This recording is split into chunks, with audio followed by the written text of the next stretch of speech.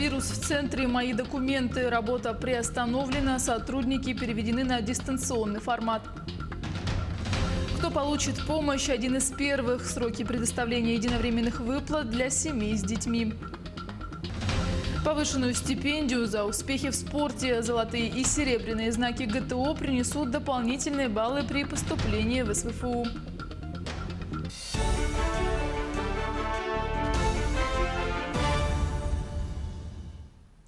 В эфире новости, в студии Юлия Великодная.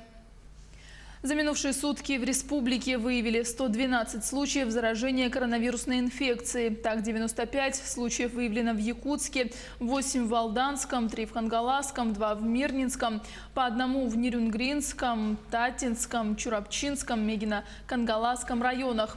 Первые случаи инфекции COVID-19 зафиксировали в Алекминском районе. По словам главы региона, принятые меры по усилению соблюдения режима самоизоляции в Якутске результат дадут в ближайшие дни, так как индекс самоизоляции в эти выходные в Якутске был выше, чем в среднем по России, был даже одним из лучших по стране. Последние 4 дня у нас практически по 100 с лишним случаев каждый день. У нас достаточно такая серьезная ситуация по Намскому району. Мы при этом считаем, что при правильной работе оперативного штаба на месте дальнейшего распространения все-таки инфекция не получится, потому что мы работаем именно по ранее выявленным контактам. Ситуация по Алдану, хотя там последние сутки зарегистрировано 8 случаев, она тоже спокойная, это все вахтовые рабочие. Работа здесь идет по четко налаженному плану взаимодействия с недропользователями. Мы не видим сегодня угроз в целом для населения Алданского улуса. 8 человек у нас находятся в тяжелом состоянии, большинство в городе Якутске и в Мирном. Конечно же, врачи делают все, что возможно для их спасения, и в принципе очень хорошие результаты есть. Так, например, за выходные, благодаря на самом деле очень правильной работе наших медиков, с искусственного вентиляции легких снята 89-летняя пациентка, которая сейчас уже может уже самостоятельно дышать. Это на самом деле хорошее достижение и радостная новость. И хотелось бы выразить благодарность всем тем медикам, которые сегодня по всей республике борются с этой коронавирусной инфекцией. Работа центра «Мои документы» в Якутске приостановлена, сотрудники переведены на дистанционный формат. В офисе на Амосова 18 выявлено заболевание коронавирусной инфекцией у работника центра. Инфекция выявлена у сотрудника бэк-офиса, однако в целях исключения возникновения внутрикорпоративного очага заражения принято решение о направлении всех сотрудников центра на самоизоляцию и дальнейшее тестирование на COVID-19. Единовременные выплаты начали получать семьи с детьми. Речь идет о 10 тысячах рублях для детей от 3 до 16 лет. В пенсионном фонде отмечают, что первыми материальную помощь получат люди, которые подали заявление до 22 мая включительно. Если заявление направлено в период с 23 по 25 мая, то деньги перечисляют до 2 июня. Всего на поддержку семей с детьми в условиях пандемии на сегодня выплачено 1,5 миллиарда рублей только в Якутии. Подробнее в материале нашего корреспондента Юрия Осипова. Сегодня Дарья в числе первых якутян получила единовременную выплату на ребенка. Заявление она подала еще в середине мая, сразу после объявления президента страны. О выплате на ребенка от 3 до 16 лет я узнала из средств массовой информации после выступления, обращения нашего президента Владимира Владимировича Путина. Сыну 5 лет, и 13 мая через сайт госуслуги мы заполнили заявление. И уже сегодня утром, 1 июня, получили пособие в размере 10 тысяч рублей. В такое непростое время здорово, что государство осуществило такую поддержку для семей с детьми. По сообщению Пенсионного фонда, на получение дополнительной поддержки от государства претендует порядка 180 тысяч семей по всей Якутии. Первыми же ее получили родители, подавшие заявление до 22 мая. В условиях пандемии, в условиях самоограничений, в которых мы сейчас находимся, безусловно, лучшим способом предоставления этого заявления является подача заявления через портал государственных услуг. Выплаты, предложенные президентом России Владимиром Путиным, должен получить каждый ребенок в возрасте от 3 до 16 лет. Стоит отметить, что доходы родителей в данном случае не играют никакой роли. Помощь должны получить все, кто в ней нуждается. Повторю, каждая российская семья, в которой растут дети с 3 до 15 лет включительно, сможет обратиться с заявлением на получение такой единовременной помощи. В общей сложности, с учетом сегодняшних и ранее принятых решений, такую поддержку получат 27 миллионов российских детей. От младенцев до учеников школ. Считаю, что именно такими должны быть приоритеты государства. Для получения этой выплаты заявление можно подавать вплоть до 1 октября. Стоит отметить, что это не единственная мера поддержки для семей с детьми. Также с апреля в республике начался прием заявок на получение ежемесячных дополнительных выплат в размере 5000 рублей на каждого ребенка до 3 лет. Претендовать на них могут семьи с правом получения материнского капитала. Заявки будут приниматься до 1 октября. Юрий Осипов, Якутск. Детские лагеря будут работать в дистанционном формате. Стационарные центры отдыха откроются только в благополучных по эпидситуации населенных пунктах. Каким образом провести лето в лагере, не выходя из дома, знает Ульяна Шагина. Девятиклассница Алина Михайлова 4-е лето посещает Центр отдыха и оздоровления детей «Сосновый Бор». В этом году впервые она проведет лагерное лето, сидя дома у компьютера. Признается, что тяжело, особенно после нескольких месяцев дистанционного обучения в школе, но «Сосновый Бор» подготовил массу интересных занятий. А это значит, что точно будет не скучно. Я записалась на 3 курса. Это продвижение в Инстаграм от педагога, с которым я уже работала в настоящей смене. Второй курс – это курс психологии. И 3-й курс называется «Прокачайся». Уроки начались уже. Очень интересно, что мы пока только знакомимся, мы пока только входим в курс дела, именно куда мы попали, что мы делаем вообще. Но это уже интересно и захватывающе. Центр «Сосновый Бор» – один из тех детских организаций, который взял на себя основную нагрузку по проведению летнего досуга маленьких якутян. В первую онлайн-смену под названием «Сосновские каникулы» записалось уже более 500 детей из 20 улусов республики. Здесь пройдут мастер-классы по самым разным направлениям – от основ бизнеса до живописи и психологии. Мы с вами узнаем, как же поменять фон в реальном времени. Хлопок, и мы оказываемся с вами в Париже. Педагог Джулустан Иванов не первый год проводит курсы по монтажу. В этом году уроки впервые пройдут в дистанционном формате, и сложность такого обучения, как и для всех педагогов, кроется в практических занятиях. Но и здесь можно найти результативный подход к обучению. Каждый день сидеть перед камерой, снимать, делать монтаж. Конечно, сложно, но я считаю, что нет ничего невозможного. Надо, главное, все объяснять просто, легко и доступно, тогда они поймут. Тут есть заинтересованность не только детей, но и родителей.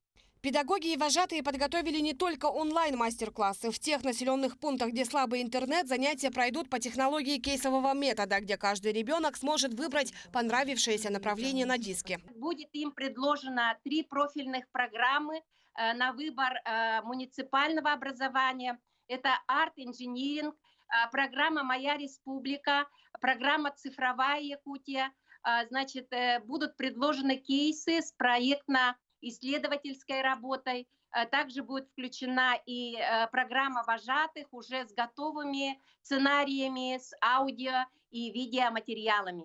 А в населенных пунктах с благоприятной эпидобстановкой начали работу традиционные лагеря отдыха. В их числе лагерь Тускул в селе Баханай Жиганского района. В программу лагеря входят различные мероприятия, конкурсы, викторины. Также дети будут собирать лекарственные травы родного наследия и будут заниматься озеленением пришкольной дворовой территории. Дети очень рады открытию лагеря, и мы надеемся, что за лето они не только укрепят свое здоровье, но и получат дополнительные знания в различных сферах. Во многих районах республики вторая лагерная смена в Якутии также пройдет в онлайн-режиме. И главная задача педагогов и родителей в таких условиях – заинтересовать детей онлайн-занятиями. Помимо Соснового Бора, так называемые летние школы пройдут в Малой академии наук, в центре «Юные якутяне», в Якутске это технопарк «Кванториум», IT-школы и многие другие. Главное здесь – дать выбор ребенку, чтобы занятие пришлось ему по душе, советуют специалисты. Ульяна Шагина, Айтал Колесов, Якутск. В конкурсах управления культуры и духовного развития Якутска приняли участие 500 детей. Для этого они загрузили видео в Инстаграм, где поют, танцуют, рисуют и рассказывают о своих игрушках.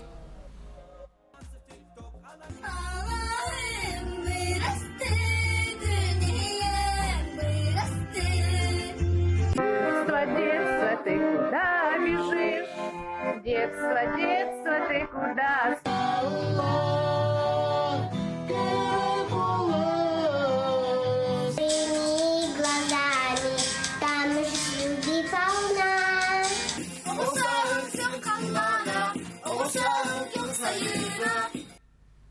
Начался монтаж наплавных мостов на трассе Вилюю. Проезд через реку Тюкян открыт. Через реку Малая Бутуубы проехать можно будет 5 июня. На реках ведется ежедневный мониторинг ширины зеркала воды. Упордор Вилюй сообщает, что сквозной проезд до Мирного будет возможен не ранее 5 июня. В зависимости от погодно-климатических условий возможна корректировка срока монтажа наплавного моста через реку Малая Бутуубе. Как правильно обслуживать технику и сохранить интерес к профессии водителя, знают в Айхальском комбинате. В автобазе технологического транспорта большинство водителей имеют 10-летний опыт. Трудятся на карьерной и хозяйственной технике, управляют автобусами. Секреты водительского дела в следующем сюжете. Они весят 125 тонн и высоту достигают несколько метров, а со смотровой площадки карьера юбилейной кажутся игрушечными машинами. Вот такими самосвалами управляет Евгений Штатный. Вывозит с крышу с карьера на северный отвал. Садится за руль ранним утром, а к полудню уже успевает выполнить 6 рейсов. К концу смены их будет в 2 раза больше. Смена длится 11 часов. Наезжаем в среднем 200 километров за смену. Рейсы 10, 11, 12, 15, в зависимости от плеча откатки. Больше 20 лет Евгений трудится в Айхальском комбинате. Начинал электриком в промэнергоцехе. Параллельно учился вождению на самосвале. 19 лет назад перешел в автобазу. С тех пор управляет большегрузом. Наставники научили. В свое время наставники зажгли искорку какую-то, которая до сих пор горит. С удовольствием хожу на работу. И сейчас уже сам являюсь наставником. Стажеров также пытаюсь привить какой-то интерес к работе. На этой же промышленной площадке работает и коллега Евгения Иван Инкулец. Только отвечает не за руду, а за жизнь работников. Мужчина 20 лет управляет вахтовым автобусом. Доставляет рабочих в карьер. Количество рейсов за смену всегда разное. Раз не приходится. Можно 10 раз ездить в карьер, можно 1 раз. Или 1 раз спустился и вечером вышел. Остался там, если непосредственно нужен автомобиль, если зимой, то там обогрев людей. Интерес к профессии и тяга к машинам у мужчины с детства. Мечта исполнилась в 17 лет. Тогда юноша впервые сел за руль автомобиля. Трудовой путь Валроса Иван Инкулец начинал в Усть-Кутском отделении УМТС. В 2005-м переехал в Айхал и устроился в автобазу. Не пожалел ни разу. Работа, она она любимая, она не надоедает. Никак. Выходим, если надо ремонтироваться, выходим и в свой выходной, потому что, как говорится, она кормилица, и ухаживаем за ней. Порой даже жены ревнуют. Карьер юбилейный – один из крупнейших Валроса. Глубина 480 метров. Ежедневно здесь добывают 25 тысяч тонн кимберлитовой руды. Там работают 200 водителей технологического транспорта. Быть частицей горнодобывающей компании для автотранспортников хоть и привычно, но всегда почетно. Альбина Шарафединова, Дмитрий Храмкин, телеканал «Алмазный край». С легким паром. Скоро эта фраза прозвучит в обновленной городской бане, которая много лет была законсервирована. В этом году было принято решение реконструировать социально значимый объект Ленска. Деньги на ремонтные работы были выделены из казны района. 1 июля подрядчики гарантируют сдать объект. Дополнительно планируется предоставлять парикмахерские услуги. Это 10 новых рабочих мест, как отметил глава района. Сроки идут с опережением графика, ребята работают. Я думаю, что это, наверное, за последнее время первый объект, который будет сдан досрочно, да, и досрочно, и с хорошим качеством. Я думаю, наши люди, жители, скажем, города, района уже давно ждут, когда баня наша заработает. Поэтому я думаю, что в ближайшее, через месяц эта процедура, скажем, уже произойдет. Баня – это место, где это место паломничества, наверное, людей, где можно пообщаться, поговорить, послушать новости, обменяться мнениями. Там опять соберутся рыбаки, охотники, там слесари, все что, каждая своя тема. Это, на самом деле это именно место для общения. Золотые и серебряные знаки «Готов к труду и обороне» принесут абитуриентам от 2 до 3 дополнительных баллов при поступлении в Северо-Восточный федеральный университет. В прошлом учебном году 153 студента получили баллы за золотые значки, 62 за серебряные при поступлении на бюджет. СВФУ – единственный университет в республике, который добавляет баллы за серебряные знаки. В прошлом учебном году первокурсникам, имеющим золотые и серебряные значки ГТО, были назначены единовременные стипендии. Кроме того, обладатели значков могут получать повышенную стипендию за успехи в спорте. ГТО входит в критерии спортивных достижений. Оставайтесь с нами, еще больше информации на наших сайтах.